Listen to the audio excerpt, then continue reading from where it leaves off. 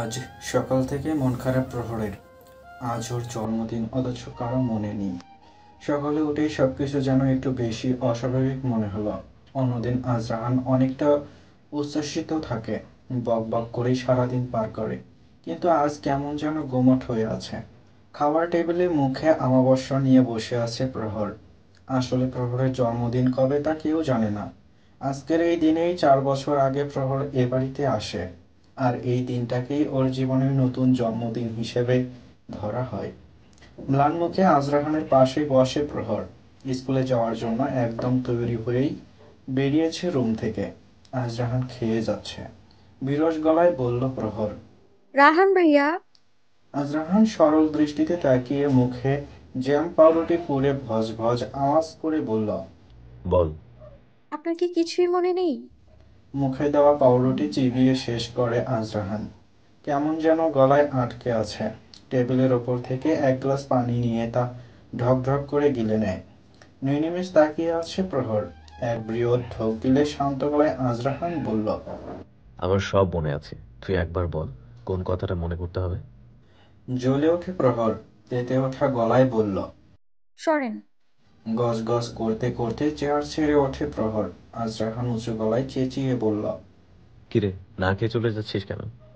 সন্ধ্যার আগে কিন্তু আর খাবার পাবি না ডিঙি নৌকা। আরেক পিস পাউরুটি মুখে দিয়ে দুষ্টু হাসে আজরাহান। আজ আজরাহান কলেজ যায়নি। সারাদিন ছাদে কিছু একটা করেছে। কাউকে ছাদে যেতেও দেয়নি। প্রহরকে স্কুলে নিয়ে যায় সানোয়ার আহমেদ। শান্ত পরিশ্রান্ত হয়ে ফিরে প্রহর। মুখটা একদম মলিন হয়ে আছে। ঘরে ঢুকতেই ড্রয়িং রুমে কাউচে মার্শিয়াতকে বসা দেখেই প্রহরের নিষ্প্রভ নেত্রযুগল মুহূর্তেই জল জল করে ওঠে। উচ্ছ্বসিত গলায় বলে। যান ভাইয়া। প্রহরের মিষ্টি আওয়াজে সম্বিত ফেরে মার্শিয়াদের। দরজার কাছে তাকাতেই প্রহরকে দেখে মিষ্টি হাসে। নরম পায়ে এগিয়ে আসে প্রহরের কাছে। উচ্ছ্বলিত গলায় প্রহর বলল। কেমন আছেন যান ভাইয়া? ভালো, আপনি কেমন আছেন? আমিও। কখন এসেছেন? একটু আগেই। মার্শিয়াদ স্মিত হাসে। স্বাভাবিক গলায় আবার বলল। Many many happy returns of the day. Happy birthday red chilli. Prohor একগাল হেসে গদগদ গলায় বলল। আপনার মনে ছিল যান ভাইয়া? মার্শিয়াদ শান্ত ও স্বাভাবিক গলায় বলল। আপনাকে কি আমি ভুলতে পারি? প্রহরের চোখ দুটো চকচক করে ওঠে। বিষণ্ণ চেহারায় খুশির ফোয়ারা বইতে থাকে। সিঁড়ি বেয়ে নেমে আসছে আজরাহান। ওদের দুজনকে হেসে হেসে কথা বলতে দেখে চোখ মুখ শক্ত করে আজরাহান। মাথার দুলপাশের শিরা দুটো অবচেতন মনেই দপদপ করতে লাগলো। আজরাহান আজও বোঝে না কেন ও মার্শিয়াদকে প্রহরের আশেপাশে সহ্য করতে পারে না। মার্শিয়াদের সাথে কথা বলতে দেখলেই ওর মনে হতে থাকে কেউ যেন ওর কাছ থেকে ওর কলিজা ছিনিয়ে নিতে চাইছে। বুকের কোথাও ওর ফাঁকা ফাঁকা লাগে।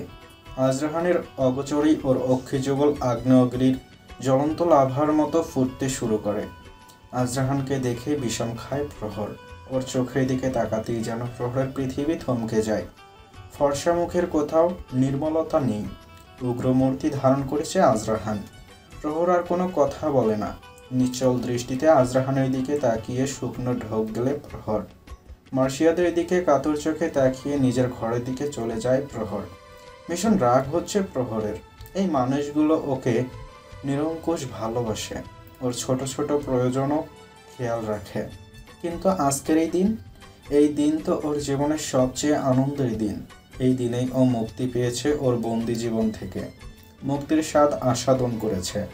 সবাই না হয় ব্যস্ততায় ভুলেই গিয়েছে, কিন্তু ওর রাহান ভাইয়া, সে কি করে ভুলে গেল? এত তাড়াতাড়ি কেন এসেছিস? যা হওয়ার তা তো সন্ধ্যায় হবে। মার্শিয়াদ অলস ভঙ্গিতেই জবাব দেয়। এখন কি তোর বাসায় আসতে আমাকে সময় দেখতে হবে? আজরাহান উষ্ণ গলায় বলল। কেন, এটা কি তোর শ্বশুরবাড়ি মনে হয়? মার্শিয়াদ স্মিত হেসে ফিসেল গলায় বলল। তুই রাজি থাকলে আমার আপত্তি নেই। আজরাহানের মস্তিষ্কের নিউরনগুলো বেপরোয়া গতি বাড়ায়। প্রধ্বনিত চোখে তাকিয়ে থাকে মার্শিয়াদের দিকে। মার্শিয়াদের কথা অস্ফুট শুনতে পায় সানায়া। এক আশার ক্ষীণ প্রদীপ আভা ছড়াতে থাকে তার মনে, যার দ্যুতি তার চেহারায় পরিস্ফুটন হয়। চেঞ্জ করে বিছানায় ধপাস করে বসে প্রহর। কিছুই ভালো লাগছে না তার। এমনটা হওয়া কি খুব বেশি জরুরি ছিল? গোধূলির আবির রং ছেয়েছে আকাশ। কমলা রঙে ছড়াছড়ি পূর্বের আকাশ জুড়ে। মাগরিবের আজানের মিষ্টি সুরে ঘোর কাটে প্রহরের। অজু করে নামাজ পড়ে আবারও বিমর্ষ মন নিয়ে জানালার সামনে গিয়ে দাঁড়ায়। এই সময়টা অনেক অদ্ভুত। না সূর্যের তেজি রশ্মি, না চাঁদের স্নিগ্ধ কিরণ, কোনোটাই নেই। তবুও পৃথিবী জুড়ে এক অমোঘ মায়া ছড়িয়ে আছে। দিনের শেষ, রাতের শুরু তো হবেই। জানালা দিয়ে শিরশিরে বাতাস আছে, কম্পন দিয়ে ওঠে প্রহরের শরীর। তাই থাই গ্লাস টেনে তা লাগিয়ে দেয়। শরতের শেষ হতে চলল। রাতের শুরুতে তেমন শীত না থাকলেও রাতের শেষ প্রহরে কাঁপন ওঠে শরীরে। ধরাস করে দরজা খুলে ভেতরে আসে সানায়া। প্রহরকে কিছু বলতে না দিয়ে টেনে নিয়ে আসে বাহিরে। বিস্মিত চোখে তাকিয়ে থাকে প্রহর। পুরো ড্রয়িং রুম বেলুন আর কালারফুল ফিতে দিয়ে সাজানো। মার্শিয়াদ, সামান আর ওদের পরিবারের সবাই উপস্থিত, কিন্তু আজরাহান ছিল না। এক এক করে সবাই উইশ করে প্রহরকে, কেক কাটে, তা খাইয়ে দেয়। প্রহরের চোখ ছলছল করে ওঠে। রক্তের সম্পর্কবিহীন এই মানুষগুলো ওকে যে ভালোবাসা দিয়েছে তা কোনোভাবেই শোধ করতে পারবে না। কিন্তু প্রহরের কাতর দুই চোখ তার রাহান ভাইয়াকে খুঁজে চলছে। সানায়া ওকে এক পাশে টেনে নিয়ে ফিসফিসিয়ে বলল ছাদে যেতে। আজরাহান সেখানেই প্রহরের জন্য অপেক্ষা করছে। প্রহর এক মুহূর্ত দেরি না করে লম্বা লম্বা পা ফেলে ছাদে উঠে আসে। বিমুগ্ধের মতো তাকিয়ে দেখছে চারপাশ। পুরো ছাদ জুড়ে কালারফুল লাইটিং করা।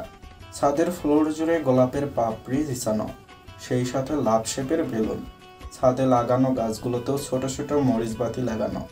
দেখে মনে হচ্ছে আকাশে জুড়ে তারার ঝিকিমিকি। ছাদের কার্নিশের সেই হাসনাহেনা ফুলের গাছ থেকে ভেসে আসছে মিষ্টি গন্ধ। প্রহরের চোখের ভেতর প্রতিফলিত হচ্ছে ছাদে জ্বালানো লাইটের টিমটিম আলো। হঠাৎ একটা হিমেল হাওয়া এসে কাঁপিয়ে দেয় প্রহরকে। নরম পায়ে ওর পিছনে এসে দাঁড়ায় আজরাহান। দুই হাত দিয়ে প্রহরের কোমর জড়িয়ে ধরে ওর পিঠ ঠেকায় নিজের বুকের সাথে। আজরাহানের শরীরের উষ্ণতায় কাঁপন থামে প্রহরের। আলতো করে নিজের চিবুক রাখে আজরাহান প্রহরের কাঁধে। আজরাহানের মুখের উষ্ণ ফুতে চোখ বন্ধ হয়ে আসে প্রহরের। আজরাহান আরেকটু মিশিয়ে নেয় প্রহরকে নিজের সাথে। কানের কাছে মৃদু ছন্দে বলল, শুভ জন্মদিন মাই লিটল হার্ট। আজকের এই দিনে আমার জীবনে আসার জন্য আমার হৃদয় নিংড়ানো ভালোবাসা নিবে। আজরাহানের মুখে আপনি সম্বোধনে চকিত হয় প্রহর। ওর হাতের বাঁধনের মধ্যেই নিজেকে ঘুরিয়ে আজরাহানের মুখের দিকে মুখ করে দাঁড়ায়। গাঢ় দৃষ্টিতে তাকিয়ে আছে আজরাহানের দিকে। প্রহর নিজের দুই হাত দিয়ে আজরাহানের বুক আঁকড়ে ধরে। শান্ত এবং উৎসুক গলায় বলে, এসব আপনি কখন করলেন? যখন তুই স্কুলে ছিলি। আপনার মনে ছিল? আমি আমার শ্বাস ভুলে যেতে পারবো, কিন্তু তোকে ভুলতে পারবো না। Happy birthday red rose. প্রহর খিলখিলিয়ে হাসে।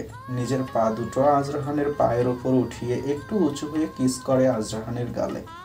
আজরাহান উচ্ছ্বলিত হয়ে প্রহরকে জড়িয়ে নেয় নিজের সাথে। একটা ছোট্ট বাচ্চার মতো নিজেকে একদম গুজে দেয় প্রহর আজরাহানের বুকে। অস্ফুটভাবে আজরাহান বলল, প্রাণ হারেনি আমার। কতক্ষণ এভাবে একে অপরের সাথে মিশেছিল ওরা জানে না। প্রহরকে নিজের বুক থেকে আলগা করে দাঁড় করায় আজরাহান। পকেটে থেকে একটা ভারী পায়েল বের করে আনে। প্রহরের এক হাত নিয়ে তার উল্টো পিঠে চুমু খায় আজরাহান। মিষ্টি শান্ত স্নিগ্ধ গলায় আজরাহান বলতে লাগলো, শরতের এক টুকরো রোদ হয়ে ভালোবাসি তোমায়। রংধনুর 7 রং হয়ে ছুঁয়ে যাব তোমার হৃদয়। গোধূলির আবির রং হয়ে ছুঁয়ে যাব তোমার অক্ষি পল্লব। বর্ষার স্নিগ্ধ কদম্ব লতিকা জড়ানো তোমার অঙ্গে আমি বিনিদ্র রজনী পাড়ি দিতে চাই তোমার সঙ্গে। আমার আধার ঘরের প্রভাত কিরণ তুমি। তোমার ছোঁয়ায় পূর্ণ আমার হৃদয়ের তৃষ্ণার্ত মরুভূমি। আমার হৃদয় হারিনি, আমার শত জনমের তপস্যা, আমার প্রাণেশ্বরী। আমি তোমার হতে চাই, তুমি আমার হবে কি? আজরাহান এক হাঁটু ফ্লোরে গেড়ে অন্য হাঁটু ভাঁজ করে বসে প্রহরের দিকে। এক হাত বাড়িয়ে মোহবিষ্ট গলায় বলল, মে আই? প্রহর অবাক করা চোখে তাকিয়ে আছে। খুশিতে ওর চোখ দিয়ে টপ টপ করে পানি পড়ছে। নিজেকে সংবরণ করে প্রহর। দুই হাতে নিজের ঠোঁট চেপে ধরে। গায়ে চিমটে কেটে বুঝতে চায় সে কি সত্যি দেখছে নাকি তার কল্পনা। না, যা হচ্ছে সব সত্যি, একদম সত্যি। তার অসার হৃদয়ের কম্পন যেন বিদ্যুৎ বেগে চলছে। প্রহর নিঃশ্বাস নিতে ভুলে গিয়েছে। আজরাহানের ওই সম্মোহিত দু চোখ যেন ওকে এক অপার্থিব দুনিয়ায় আচ্ছন্ন করে ফেলেছে। ধীরে ধীরে কম্পিত বাম পা উঠিয়ে দেয় আজরাহানের ভাঁজ করা হাঁটুর ওপর। তার বিপরীতে এক উষ্ণ আবেদনময় হাসি উপহার দেয় আজরাহান। প্রহরের মনে হচ্ছে যেন এখনই পৃথিবী থমকে যাক, এভাবেই থমকে যাক সব কিছু। তার রাহান ভাইয়া যেন এভাবেই সারা জীবন ওর দিকে এই মোহনীয় দৃষ্টিতে তাকিয়ে থাকে। এই জীবনে আমার আর কিছুই চাওয়ার নেই। আজরাহান ওর নরম হাতে আলগোছে প্রহরের পায়ে পায়েল পরিয়ে দেয়। এক উষ্ণ চুম্বন করে সেখানে। কেঁপে ওঠে প্রহরের শরীর। এরই নাম কি ভালোবাসা? আজরাহান উঠে দাঁড়াতেই প্রহর ঝপ করে ওর বুকে পড়ে। ওর মনে হচ্ছে যেন আজ এই মুহূর্তেই মিশে যেতে ওর রাহান ভাইয়ের সাথে। আজরাহান প্রহরের হৃদকম্পন অনুভব করে। স্বাভাবিক নয়, অস্বাভাবিক মাত্রায় তা কম্পিত হচ্ছে। ভারী নিঃশ্বাস পড়ছে প্রহরের। আজরাহান দুর্বল হাতে জড়িয়ে ধরে প্রহরকে, স্নিগ্ধ গলায় বলে, কাম ডাউন রেড রোজ, মেরে ফেলবি নাকি আমাকে? আজরাহান মৃদু ছন্দে হাসে। প্রহর কোনো শব্দ করে না। আজরাহানও নির্বিকার। ক্ষণকাল বাদ আজরাহান অনুভব করে ভেজা স্পর্শ। ফুফিয়ে ওঠে প্রহর। আজরাহান ব্যস্ত হয়ে ওকে সোজা করে। প্রহরের অক্ষিযুগল বেয়ে বয়ে চলছে শ্রাবণের স্মিত ধারা। আজরাহান উদ্বেগপূর্ণ গলায় বলল, কি হয়েছে তোর, কাঁদছিস কেন তুই? প্রহর হেসকি তুলে বিনম্র গলায় বলল, আপনি আমায় ছেড়ে যাবেন না তো রাহান ভাইয়া? আপনার জীবনে আমার প্রয়োজন কখনো ফুরিয়ে যাবে না তো? এসব কি বলছিস তুই? বলুন না রাহান ভাইয়া, আপনি কখনো আমায় ছুঁড়ে ফেলে দেবেন না তো? যদি কখনো মনে হয় আমি আর আপনার কোনো কাজেই আসবো না। আজরাহান শক্ত হয়ে দাঁড়ায়। প্রহরের চিবুকে হাত দিয়ে ওর মুখটা একটু উঁচু করে তপ্ত এবং গাঢ় গলায় বলল, ওই চাঁদকে দেখ। যতদিন ওই আকাশের বুকে চাঁদ থাকবে ততদিন তুই আমার বুকে থাকবি। ওই চাঁদের আলো যেমন কোনোদিন ফিকে হবে না, ঠিক তেমনি আমার জীবনেও তোর প্রয়োজন কখনো ফুরাবে না। তুই সারা জীবন আমার নিঃশ্বাস হয়ে থাকবি। যদি আমি তোকে ভুলে যাই তাহলে আমি আমার নিঃশ্বাসকে ভুলে যাব, আর নিঃশ্বাসকে ভুলে যাওয়া মানে আমি মৃত। আর মৃত মানুষ কখনো কাউকে ভুলতে পারে না, শুধু এক বুক স্মৃতি নিয়ে হারিয়ে যায় পৃথিবীর বুক থেকে। তেমন আমিও হারিয়ে যাব সেদিন। বুক কাঁপিয়ে কেঁদে ওঠে প্রহর। আজরাহানকে জড়িয়ে মনের আঁশ মিটিয়ে কাঁদে, যেন ওর মনের সকল ভয়, সংখ্যা, দ্বিধা সব আজ ওর চোখের পানিতে ভেসে ওকে মুক্ত করে দিয়ে যাচ্ছে। হালকা গলার কাশির আওয়াজে আজরাহানের বুক থেকে সরে দাঁড়ায় প্রহর। চকিতে তাকিয়ে দেখে ওদের পিছনে দাঁড়িয়ে আছে মার্শিয়াদ। মার্শিয়াদকে দেখেই লজ্জায় চোখ নামায় প্রহর। কিছু না বলে উদ্ভ্রান্তের মতো দৌড়ে সিঁড়ি বেয়ে নামার জন্য গেলে মার্শিয়াদের সামনে গিয়ে হোঁচট খায়। মার্শিয়াদ আলগোছে ওকে সামলায়। নরম গলায় মার্শিয়াদ বলল, সাবধানে রেড চিলি। প্রহর ধীর গলায় নির্নিমেষ তাকিয়ে বলল, সরি। ইটস ওকে, নিজের খেয়াল রাখবেন। প্রহর যেতেই অগ্নিমূর্তি ধারণ করে আজরাহান। প্রদীপ্ত গলায় বলল, তুই এখানে কেন এসেছিস? কে আসতে বললো তোকে? মার্শিয়াদ অলস ভঙ্গিতে ছাদের কিনারায় গিয়ে দাঁড়ায়। দুহাত পকেটে গুজে শক্ত এবং স্বাভাবিক হয়। আজরাহান উত্তেজিত গলায় আবারও বলল, কথা বলছিস না কেন? মার্শিয়াদ নিষ্প্রুপ চোখে তাকায়, নীরস গলায় বলে, নবীন স্যার তোর আর তোর মারমেইডের বিয়ের প্রপোজাল নিয়ে এসেছে। আজরাহান তপ্ত গলায় বলল, হোয়াট? মার্শিয়াদ হালকা হেসে বলল, তোর জন্য সবাই অপেক্ষা করছে। আজরাহান তস্ত পায়ে নিচে যায়। মার্শিয়াদের বুক ছিঁড়ে বেরিয়ে আসে এক শীতল দীর্ঘশ্বাস। অনবরত ভাইব্রেট হচ্ছে মার্শিয়াদের মোবাইল। গত 2 ঘন্টা ধরে কল করে যাচ্ছে নুরাইশা। মার্শিয়াদ রিসিভ করছে না। নিজেকে অপরাধী মনে হচ্ছে ওর কাছে। নুরাইশার কান্না একদম শুনতে ইচ্ছে করে না মার্শিয়াদের। 50+ মিস কল। এই শীতের মৃদু মন্দা ঠান্ডা বাতাসেও অনবরত ঘামছে মার্শিয়াদ। নুরাইশা কিছু করে না বসে, নিজেকেও সামলাতে পারবে, কিন্তু নুরাইশা, ওর তো সে ক্ষমতা নেই। মার্শিয়াদের পাশে এসে দাঁড়ায় সানায়া। এক উষ্ণ উজ্জ্বলতা ওর চেহারা জুড়ে। শান্ত গলায় বলল, কেমন আছো জান? ভালো। তোমার কি কিছু হয়েছে? এমন দেখাচ্ছে কেন? মার্শিয়াদ স্মিত হাসে, ফিকে গলায় বলল, তেমন কিছু নয়, আই এম ফাইন। সানায়া স্বস্তির নিঃশ্বাস ফেলে। মার্শিয়াদের মোবাইল এখনো থেমে থেমে ভাইব্রেট করছে। অদর প্রসারিত করে মিষ্টি হেসে সানায়া বলল, একটা কথা জিজ্ঞেস করি, হুম। তুমি কাউকে পছন্দ করো? মার্শিয়াদের বুকটা ধক করে ওঠে। আসলে কি সে কাউকে পছন্দ করে? হ্যাঁ করে তো, তার মিষ্টিকে। মার্শিয়াদ কি যেন মনে করে, ব্যস্ত গলায় বলল, না, ভালোবাসি। ততস্থ পায়ে সেখান থেকে প্রস্থান করে মার্শিয়াদ। কিন্তু হঠাৎ করে সানায়ার বুকের বাপাশে চিনচিনে ব্যথা শুরু হয়। বুকটা কেমন যেন ভারী হয়ে আসে। থেমে থেমে নিঃশ্বাস আটকে আসে ওর। হঠাৎ কি যেন হলো, ধূপ করে নিচে বসে পড়ে সানায়া। ঝরঝর করে ওর দুচোখ বেয়ে পড়তে থাকে অশ্রুর ধারা। এমন কেন হচ্ছে? ওর বুকে এত কেন ব্যথা হচ্ছে? কেন ওর মনে হচ্ছে ও শেষ হয়ে যাচ্ছে? অক্ষিপল্লব ধীরে ধীরে বন্ধ হয়ে আসছে সানায়ার। হেলে পড়ে সেখানে সানায়া। তার ঘন নিঃশ্বাস আরো ঘন হতে লাগলো। কম্পন ওঠা শরীর ধীরে ধীরে বিবশ হয়ে আছে। আজরাহানকে দেখে বিচলিত হয় কোহেলিকা। প্রহরের জন্য আজরাহানের পাগলামি কারো অজানা নয়। মাইন্ড ডাইভার্স হতে আজরাহানের বিন্দুমাত্র সময় লাগে না। কিন্তু আজকের আজরাহান এক অন্য আজরাহান। শান্তভাবে সানোয়ার আহমেদের পাশেই বসে আছে আজরাহান। শান্ত এবং দৃঢ় গলায় বলল, আমার পক্ষে নুরাইসাকে বিয়ে করা সম্ভব নয়। নবনীতা কিছু বলতে যাবেন, তার আগেই তার হাত চেপে ধরে চোখে দিয়ে ইশারা করে নবীন খান। অতি স্বাভাবিক গলায় বলেন, ওকে, আমি তোমাদের মতামতকে সম্মান করি। ধন্যবাদ স্যার। প্রহর ওর ঘরের দরজায় ফাঁক গলিয়ে দাঁড়িয়েছিল। আজরাহানের জবাবে প্রশান্তি বয়ে চলে ওর মন জুড়ে। প্রহরের আর কিছু শোনার ইচ্ছা জাগল না। বিছানায় গিয়ে আরাম করে শুয়ে পড়ল। সিলিংয়ের দিকে নির্বিকার তাকিয়ে আজরাহানের কথা ভাবতে লাগলো। আজরাহান কোহেলিকা আর সানোয়ার আহমেদের দিকে নিগুড়ভাবে তাকালো। চোখ ঘুরিয়ে নবীন খানের দিকে তাকিয়ে শান্ত গলায় বলল, আমি আমার বাবা মায়ের পরে যদি কাউকে সম্মান করে থাকি তাহলে সে আপনি। আপনাকে আমি আমার আদর্শ মানি স্যার। আর আমি নিশ্চিত আপনি যা করবেন অতি বিচক্ষণতার সাথেই করবেন। বৃত্তের পরিধি দেখেই তার কেন্দ্রবিন্দু নির্ধারণ করা যায় না যদি না আপনি। আজরাহানের কথা কারো বোধগম্য না হলেও নবীন খান বুঝতে পেরেছেন আজরাহান কি বলতে চায়। তিনি আর কোনো কথা বাড়ান না। উপর থেকে নেমে আসা ঝড়ের গতিতে যাওয়া মার্শিয়াদের যাওয়ার পানে তাকিয়ে থাকে সবাই। অনবরত গাড়ির হর্ন বাজিয়ে যাচ্ছে মার্শিয়াদ। প্রায় 15 মিনিট যাবৎ বিরতিহীনভাবে সেই একই কাজ করে যাচ্ছে।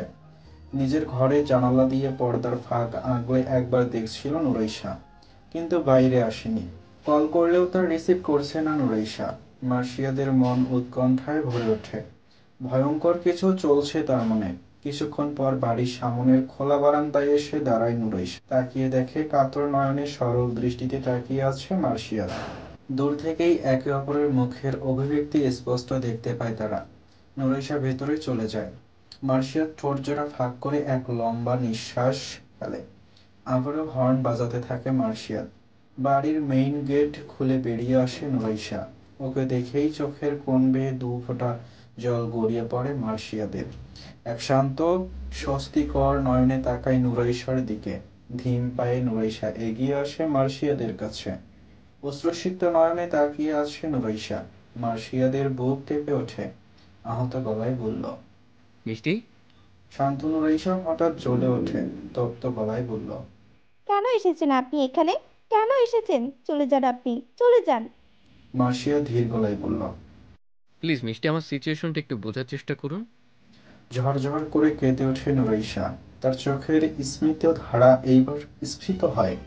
জড়ানো গলায় বলল, কিছু বুঝতে চাই না আমি, কিছু না। আপনি আমাকে একটুও ভালোবাসেন না, একটুও না। মার্শিয়াদ লম্বা পা ফেলে নুরাইসার কাছে গিয়ে ওকে শক্ত হাতে জড়িয়ে ধরে। আর্দ্র গলায় বলে, আমি আপনাকে ভালোবাসি মিষ্টি, সত্যিই ভালোবাসি, কিন্তু আমি নিরুপায়, আমার হাত বাঁধা। নুরাইসা কোনো শব্দ করে না, ডুকরে কেঁদে চলে। ওর চোখের পানিতে ভিজে যাচ্ছে মার্শিয়াদের ব্লেজার। হিমবায়ু বইছে, হেমন্তের শুরু, সাথে শীতের আমেজ। মার্শিয়াদ টের পায় নুরাইসার সম্পূর্ণ শরীর একদম শীতল। কম্পন শুরু হয়েছে তার শরীরে। ভেজা চুল দিয়ে টুকটুক করে পানি পড়ে, পিঠের অনেকাংশ ভিজে গেছে। মার্শিয়াদ নিজের ব্লেজার খুলে তা জড়িয়ে দেয় নুরাইসার গায়ে। নুরাইসাদের বাড়ির অদূরেই একটা ছোট্ট পার্ক। সেখানেই একটা বেঞ্চিতে বসে আছে মার্শিয়াদ আর নুরাইসা। ব্লেজারের ভেতর নিজেকে সম্পূর্ণ গুজে মার্শিয়াদের কাঁধে মাথা দিয়ে চোখের স্মিত নোনা জল বিসর্জন দিচ্ছে নুরাইসা। মার্শিয়াদ এক হাত দিয়ে ওকে নিজের সাথে ধরে আছে। নিজের মাথাটা হেলে দিয়েছে নুরাইশার মাথার সাথে। আশেপাশে ঠান্ডায় অনেকটা শিউরে উঠছে মার্শিয়াদের শরীর। শীতল বাতাস শরীরের রক্তবিন্দু পর্যন্ত কাঁপিয়ে দিচ্ছে। ছোট ছোট কয়েকটা ঢোক গিলে নেয় মার্শিয়াদ। তার বুকের কোথাও প্রশান্তি বয়ে চলছে। বুক ফুলিয়ে এক দীর্ঘশ্বাস ছাড়ে মার্শিয়াদ। শান্ত ও স্বাভাবিক গলায় বলতে লাগলো, আমার যখন 10 বছর বয়স, তখন একদিন সকালে শিরা আর তার মাকে নিয়ে আসে বাবা। কিন্তু কি যেন অজানা কারণে বাবা আর দাদুর মাঝে সেদিন প্রচণ্ড ঝগড়া হয়। শিরা ওর মায়ের পাশে দাঁড়িয়ে খুব কেঁদেছিল সেদিন। একদম পুতুলের মতো দেখতে ছিল শিরা। আমি তো খুব ছোট, তাই কিছুই বুঝতে পারিনি। শুধু দূর থেকে দাঁড়িয়ে আমি আর মম সবটা দেখছিলাম। মার্শিয়াদ থামে। নুরাইশার মাথাটা উঠিয়ে উৎসুক নয়নে তাকিয়ে থাকে মার্শিয়াদের দিকে।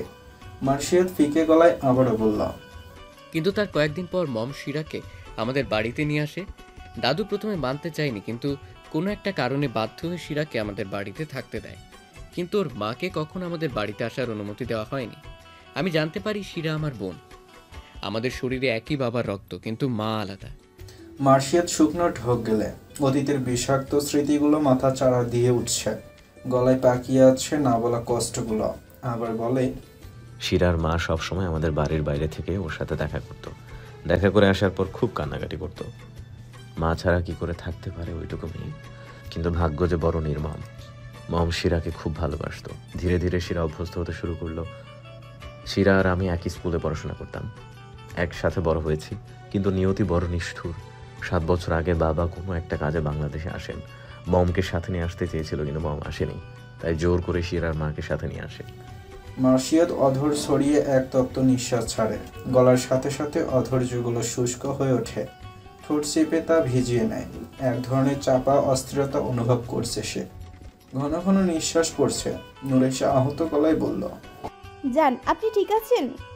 মার্শিয়াদ যথাসাধ্য নিজেকে সংযত করার চেষ্টা করছে। মনের উচাটন কিছুতেই কমছে না। নুরাইশা আবারও শক্ত করে মার্শিয়াদের হাত জড়িয়ে ধরে। বিরস গলায় মার্শিয়াদ আবার বলল, বাংলাদেশে আসার কিছুদিন পর বাবার অ্যাক্সিডেন্ট হয়। বাবার শিরা মায়ের স্পট ডেড হয়। দাদু আর মম পুরোপুরি ভেঙে পড়ে। দাদুর অ্যাটাক হয়, বিছানায় পড়েন তিনি। মমের সাথে বাবার তেমন ভালোবাসার সম্পর্ক ছিল না। তবুও পতিব্রতা বলেও একটা কথা আছে। বেশ কিছুদিন পর দগ্ধ বুকের যন্ত্রণা নিয়ে বিদায় নেন দাদু। শিরাকে আটকাতে পারিনি। ওর ধারণা ওর মায়ের মৃত্যুর জন্য বাবা দায়ী। আর দাদু সারা জীবন ওকে ওর মায়ের কাছ থেকে আলাদা করে রেখেছে। তাই পুরুষদের প্রতি ওর বিতৃষ্ণা বেড়ে যায়।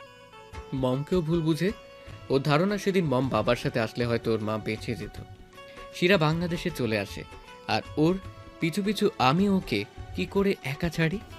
মার্শিয়াদ নিঃশব্দ নিঃশ্বাস ফেলে। ভারী হওয়া বুকটা একটু একটু করে হালকা হচ্ছে। মাথাটা পিছন দিকে হেলিয়ে দেয় মার্শিয়াদ। নুরাইশা শান্ত গলায় বলল, এই জন্যই আপনি প্রহরকে আপনার জীবন থেকে যেতে দিয়েছেন? মার্শিয়াদ প্রলজ্জিত চোখে তাকায় নুরাইশার দিকে। প্রদীপ্ত গলায় বলল, এসব আপনাকে কে বলেছে শিরা? হুম। মার্শিয়াদ গাল ফুলিয়ে উষ্ণ বাতাস ছাড়ে মুখ দিয়ে। স্মিত হেসে বলে, শিরা ছোটবেলা থেকে একরোখা। একবার যা মাথায় ঢুকে তা না করা পর্যন্ত ক্ষান্ত হয় না। রেড চিলি আমার রেসপন্সিবিলিটি। আমি সবসময় তার পাশে থাকবো। আর আপনি আমার হৃদয়ে। নুরাইশা কান্না জড়ানো গলায় বলল, তাহলে কেন আপনি ওকে ছেড়ে যেতে চান? কেন ভুলে যেতে চান আমাকে? মার্শিয়াদ ফিকে গলায় বলল, ডাবিন স্যার আমার সম্পর্কে সব জানে। সব পিতামাতাই তার মেয়েকে ভালো পাত্রস্থ করতে চায়। আপনার প্যারেন্টসও তার ব্যতিক্রম না। কোনো পিতাই তার মেয়েকে এমন ছেলের কাছে বিয়ে দিতে চাইবে না। মিষ্টি যার পরিবার বিক্ষিপ্ত। হালকা তেতে ওঠে নুরাইশা। আর্দ্র ও তীক্ষ্ণ সুরে বলল, আপনি তো আমাকে ভালোবেসেছেন। আমার বাবা কেন আসবে মাঝে? সেটাই আমার ভুল। আমি ভাবতে পারিনি ডাবিন স্যার আপনার বাবা। আমি এমনিতেও তার কাছে ঋণী। নুরাইশা অভিমানী গলায় বলল, তাই বুঝি আমাকে ভুলে গিয়ে ঋণ শোধ করতে চান? নুরাইশা উঠে দাঁড়ায়। মার্শিয়াদের সামনে গিয়ে স্থির হয়। সরল দৃষ্টিতে তাকিয়ে থাকে। মার্শিয়াদ ওর মাথাটা সোজা করে। চোখে টলমল করছে পানি। নুরাইশা ওর দু হাতের আঁচলায় নেয় মার্শিয়াদের মুখ। সরস ও অনাম্র গলায় বলল, আপনি সত্যি আমাকে ভুলে যাবেন জান? মার্শিয়াদ উঠে দাঁড়ায়। সহজ গলায় বলল, আমি আপনাকে ভালোবাসি মিষ্টি। আমি আমার সর্বাত্মক চেষ্টা করব। যদি বাবা না মানে তাহলে ভুলে যাবেন আমায়। না, ভাববো। আপনি আমার জীবনে বসন্ত দূত হয়ে এসেছিলেন। গ্রীষ্মের শুরুতে তার উষ্ণতায় হাওয়ায় মিলিয়ে গেছেন। নুরাইশা জ্বলে ওঠে, উত্তেজিত গলায় বলল, না, আমি আপনার হৃদয়ের আকাশে ধ্রুব তারা, যা কখনো আপনাকে ছেড়ে যাবে না। নুরাইশা জাপতে ধরে মার্শিয়াতকে, মৃদু আওয়াজ তুলে ওর কোরধন ধরা গলায় বলে, আমি আপনাকে ছাড়া বাঁচবো না জান, বাঁচবো না। প্লিজ আমাকে ছেড়ে কখনো যাবেন না, যাবেন না আমাকে ছেড়ে। মার্শিয়াত দুর্বল হাতে নিচ থেকে আলগা করে নুরাইশাকে, নরম গলায় বলে, শান্ত হন মিষ্টি, আমি চেষ্টা করব। কেন আপনি নিজেকে ছোট করেন? কেন হেরে যান আপনি? আমার অতীত যে আমার পিছু ছাড়ে না। আমি আপনার বর্তমান জান, আমার কাছে আপনার অতীতের কোনো প্রয়োজন নেই। আমি শুধু আপনাকেই চাই। মার্শিয়াত ওর হাত দিয়ে নুরাইশার চোখ মুছে দেয়। চোখ দুটো ফুলে লাল হয়ে আছে, ঠোঁটজোড়া কেমন শুষ্ক হয়ে আছে। হয়তো সারাদিন খায়নি, বিবর্ণ রং ধারণ করেছে চেহারা। ঘন ঘন ঢোক গিলছে নুরাইশা। মার্শিয়াত দু হাত রাখে নুরাইশার দুই গালে, হালকা ঝুঁকে নুরাইশার অধর থেকে শুষে নেয় ওর সকল ভয়, জড়জীর্ণতা। শিরশির করে ওঠে নুরাইশার শরীর মার্শিয়াতের ঠোঁটের উষ্ণ স্পর্শে। সকাল হতেই সবাই গম্ভীরতার সাগরে ডুবে আছে। কি হয়েছে, কেন হয়েছে, কখন হয়েছে, এই ধরনের কোনো প্রশ্ন নেই। শুধু আছে যা হয়েছে তার চেয়ে ভয়ঙ্কর কিছু হয়নি, তাতেই শুক্রিয়া। রাতের খাওয়ার পর নন্দিতার বাবা মা চলে যায়। সবাই থাকলেও সেখানে সানায়াকে দেখা যায় না। ওর ঘরে না পেয়ে কিছু একটা ভেবে নন্দিতা ছাদে পাগড়ায়। ছাদে যেতেই বিস্ফোরিত চোখে তাকিয়ে থাকে বেশ কিছুক্ষণ নন্দিতা। হতবুদ্ধি নন্দিতা কি করবে ভেবে পায় না। ওর বিকট চিৎকারে ছুটে আসে সবাই ছাদে। সানায়া অসাড় হয়ে পড়ে আছে ছাদে। ক্ষীণ নিঃশ্বাস চলছে ওর। ঠান্ডায় পুরো শরীর যেন জমে বরফখণ্ড ধারণ করে। আজরাহান সব্যস্ত হয়ে কোলে তুলে নেয় সানায়াকে। সেই রাতেই পাড়ার ডক্টরকে অনুনয় করে ধরে বেঁধে নিয়ে আসে সামান। সবাই থমকে আছে। সানায়ার পুরো মুখ ফ্যাকাশে রং ধারণ করেছে। পেশার ফল করেছে সানায়ার। ডক্টর স্যালাইন দিয়েছে।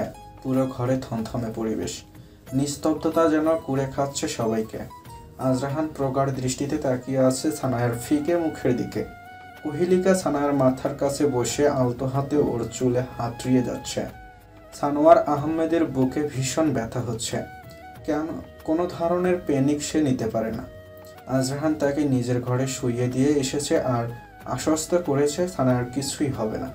নন্দিতা এমনিতেও লজ্জায় আছে নবীন খানের ব্যাপারটা নিয়ে। তার উপর সানায়ার এই অবস্থায় হকচকিয়ে ওঠে সে। অপ্রীতিকর পরিস্থিতি। সবাইকে যার যার ঘরে গিয়ে রেস্ট নিতে বলে আজরাহান। সারা রাত নিজের বোনের শিউরে বসে থাকে আজরাহান। তার ছোট্ট পরিটার এমন কি হলো? সকালে রান্নাঘরের জানালা দিয়ে হেমন্তের হলুদ মিষ্টি আলো এসে পড়েছে কিচেন র্যাকের উপর। এই রোদ বেশ আরামদায়ক। আজরাহান নরম পায়ে রান্নাঘরে এসে দাঁড়ায়। সাধারণত না ঘুমানোর ফলে চোখ জ্বালা করছে আজরাহানের। মাথার বাপাসটায় নিদারুণ যন্ত্রণা হচ্ছে। নন্দিতা ওকে দেখেই জবরদস্তি মৃদু হাসে। ম্লান গলায় বলে, এখন কি অবস্থা? আজরাহান থমথমে গলায় বলল, ভালো। উৎসুক গলায় নন্দিতা বলল, কি হয়েছিল ওর? আজরাহান বিরস হাসে আর শান্ত গলায় বলে, কি হয়েছে জানি না, আর জানতেও চাই না, আর কেউ ওকে কোনো প্রশ্নও করবে না। কিন্তু আরজাহান, বললাম তো এই বিষয়ে আর কোনো কথা হবে না। নন্দিতা নিশ্চল দৃষ্টিতে তাকিয়ে অপরাধী সুরে বলল, কালকে বাবার ব্যাপারটার জন্য আমি দুঃখিত। আসলে বাবা আমাকে এই বিষয়ে কিছু বলেনি। যদি বলতো তাহলে আমি আগে থেকেই সব ক্লিয়ার করে বলতাম। ইটস ওকে ভাবি, স্যারকে আমাদের তরফ থেকে থ্যাঙ্কস বলো। অন্তত তার জন্য মা বুঝতে পেরেছে তার আজাইরা রাহানের ডিমান্ড কত। নন্দিতা স্মিত হাসে আর বলে, তুমিও না। আজরাহান চোখে হাসে। সানায়ার জন্য খাবার নিয়ে চলে যায়। খাবার নিয়ে 1 ঘন্টা যাবৎ বসে আছে আজরাহান। সানায়া উঠে বসেছে। ভীষণ দুর্বল সে। একদিনেই চোখের নিচটায় কালি পড়ে গেছে। দুপাশের চোয়াল একদম চুষা আমের মতো হয়ে গিয়েছে। এত করে বলেছে তাও কিছু মুখে নিচ্ছে না সানায়া। কুহিলিকা ওর মুখের সামনে বসে খাবার হাতে নিয়ে অধীর আগ্রহে বসে আছে। সানায়া নিষ্প্রভ চোখে তাকিয়ে আছে নিচের দিকে।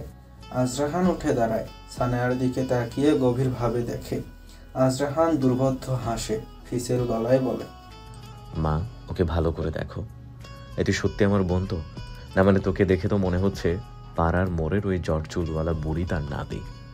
ওই সত্যি তুই ওই বুড়ির নাতি নাকি? ফিক করে হেসে দেয় প্রহর। সানায়া তাকাতেই নিজের ঠোঁট চিপে ধরে প্রহর। আজরাহান ওর 2 হাত দিয়ে সানায়ার গাল এপাশ ওপাশ করে, সরস গলায় বলে, এই তোকে তো কোনো দিক দিয়ে আমার বোন মনে হয় না। আজরাহান ওর হাতটা সানায়ার মুখের সাথে লাগিয়ে বলল, দেখ, তোর তো গায়ের রঙ ম্যাচ হয় না আমার সাথে, আর চেহারাটা তো কোনো অ্যাঙ্গেল থেকেই না। বেচারি সানায়া আহ্লাদি গলায় ঘ্যান ঘ্যান করে বলল, মা দেখো না। আরে দেখার কি আছে? তোর চেহারা দেখ আর আমার চেহারা দেখ। আমার চেহারা দেখে যে কেউই বলবে আমি মায়ের ছেলে আর তুই। ও শিট, আমি তো ভুলেই গিয়েছিলাম, তোকে তো বাবা পুপ পাড়ার পুলের তলা থেকে নিয়ে এসেছিল। ছি ছি ছি। সানায়া ভ্যা ভ্যা করে কেঁদে বলল, মা তোমার আচাইরা রায়ানকে কিছু বলো। কোহেলিকা সরস গলায় বলল, তাহলে খেয়ে নে, ও তো মিথ্যা কিছু বলেনি। একদিনে কি অবস্থা করেছিস চেহারার। আজরাহান ব্যস্ত হাতে খাবারের প্লেটটা হাতে নেয়। প্রহর আর কোহেলিকাকে চলে যেতে বলে। সানায়া এখনো থম মেরে বসে আছে। আজরাহান শান্ত গলায় বলল, হাঁ কর। না, খাবো না আমি। খা, না হলে কিন্তু আমি সত্যি তোকে জটওয়ালা বুড়ির কাছে দিয়ে আসবো। না হলে ওই ডাস্টবিনে তোর চেহারার সাথে একদম যাবে। ভ্যা। ভেংসি কাটে সানায়া। আজরাহান একগাল হেসে সরস গলায় বলল, হাঁ কর পাগলি। আজরাহান একটু একটু করে ওর মুখে খাবার দিচ্ছে। সানায়া বাধ্য মেয়ের মতো তা খেয়ে যাচ্ছে। তার ফাঁকেই আজরাহান বলল, তোর মনে আছে ছোটবেলায় রূপম তোর চুল টেনে দিয়েছিল? সানায়া অস্ফুটভাবে বলল, হুম। কি করেছিলাম ওর সাথে আমি? সানায়া নরম ও গদগদ গলায় বলল, তুমি ওর মাথার সব চুল ফেলে ওকে ন্যাড়া বানিয়ে দিয়েছিলে। আর তোর ক্লাসের সিমান যে তোর জামার উপর কালি ফেলে দিয়েছিল? তুমি ওকে রাস্তায় হাঁটার সময় গর্তে ফেলে দিয়েছিলে, আর তাতে কাদায় মাখামাখি হয়ে গেছিল। আর স্বপ্নের কথা মনে আছে? স্বপ্নার নাম শুনতে খিলখিল করে হেসে ওঠে সানায়া। উচ্ছ্বলিত গলায় বলল, মনে আছে মনে আছে। আজরাহান সরল দৃষ্টিতে তাকিয়ে ম্লান গলায় বলল, তাহলে আজ কেন ভুলে গেলি তোর ভাইয়াকে? সানায়া কাতর নয়নে তাকায় আজরাহানের দিকে। আজরাহান গাঢ় গলায় বলল, মনে রাখিস, তোর এই ভাই সবসময় তোর পাশে আছে। কাল কি হয়েছে আমি তোকে জিজ্ঞেস করবো না, তোর যেদিন ইচ্ছে হবে তুই বলবি। হুম হুম। সানায়াকে খাইয়ে প্রহরের ঘরে আসে আজরাহান। হেডবোর্ডে হেলান দিয়ে বিছানায় পা ছড়িয়ে বসে। ওয়াশরুম থেকে বেরিয়ে আসে প্রহর। দেখে আজরাহান অলস ভঙ্গিতে নিশ্চল হয়ে বসে আছে। নরম পায়ে ওর পাশে এসে দাঁড়ায় প্রহর। ফিকে গলায় বলে, সানায়াপুর কি হয়েছে রাহান ভাইয়া? আজরাহান সরু দৃষ্টিতে তাকিয়ে সরস গলায় বলল, তোকে এইসব নিয়ে ভাবতে হবে না। খেয়েছিস তুই? হুম। আজরাহান পা গুটিয়ে বসে। প্রহরকে আলগোছে ওর সামনে বসায়। প্রহরের কানের কাছে মুখ নিয়ে ফু দেয়। কেঁপে ওঠে প্রহর। আজরাহান এক হাত দিয়ে প্রহরের মুখের ওপর সরানো চুলগুলো ওর কানের পিছনে গুজে দেয়। প্রহর স্থবির হয়ে নিচের চোখ নিবদ্ধ করে বসে আছে। আজরাহান হালকা গলায় বলল, কি হয়েছে তোর? কিছু না। তাহলে চুপ করে আছিস কেন? তাহলে কি নাচবো? ওই এত প্যাচ প্যাচ করিস কেন? সরেন। আজরাহান এক হ্যাঁচকা টানে বিছানায় শোয়ায় প্রহরকে। ওর উপর উবু হয়ে ব্যস্ত গলায় বলল, একবার বিয়ে হতে দে, তোর প্যাচ প্যাচ যদি আমি বন্ধ না করেছি। সরুন সরুন সরুন বলছি, নইলে কিন্তু ছোট মাকে ডাকবো। ডাক, মা এসে দেখুক তার ছেলে ফুলসজ্জা করছে। ছি, আমি কিন্তু সত্যি ছোট মাকে ডাকবো। আচ্ছা। প্রহর সবেই অস্ফুটভাবে কোহিলিকাকে ডাকার জন্য অধৈর্যরা ছড়িয়ে, আর তখনই আজরাহান প্রহরের অধর সাগরে নিজের নাও ভাসায়।